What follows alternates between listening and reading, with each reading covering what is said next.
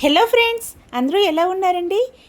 Morning to evening routine చూపిస్తున్నానండి. మొదటగా hot water పెట్టేసి మరగబెట్టేసి ఒక పక్కన పెట్టేశాను. ఆ తర్వాత రాగి పిండితో జావ కూడా ప్రిపేర్ చేసేసానండి. ఈ లోపల వైట్ రైస్ ఉడుకుతుంది. ఇంకోవైపు నేను కుక్కర్లోని పప్పు ఉడకబెడుతున్నాను. అవి కూడా విజిల్లు వచ్చే టైం అయ్యింది. ఆ తర్వాత ఈ లోపల వైట్ రైస్ ప్రిపేర్ అయిపోయిందండి. ఆ తర్వాత పప్పు కూడా ప్రిపేర్ చేసేసానండి. చాలా టేస్టీగా వచ్చింది పప్పు. టమాటా పప్పు ప్రిపేర్ చేశాను. చాలా చాలా బాగుంది. ఆ తర్వాత బీరకాయ పచ్చడి ప్రిపేర్ చేశానండి. అది కూడాను చాలా టేస్టీగా వచ్చింది. బీరకాయ పచ్చడి కాంబినేషన్లోన వైట్ రైస్ బీరకాయ పచ్చడి పప్పుతో వేసుకుని తింటే చాలా టేస్టీగా ఉంటుంది కదండి. దాంతోపాటు అప్పడాలు వేపేశాను. వేగిపోయిన తర్వాత అప్పుడు నేను దొండకాయలతోని కర్రీ ఫ్రై ప్రిపేర్ చేశానండి.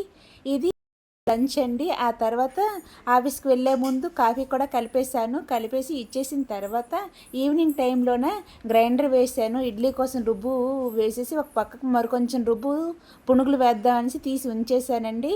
ఈవినింగ్ స్నాక్లోకి పునుగులు కూడా వేసేసానండి. చాలా టేస్టీగా వచ్చాయి.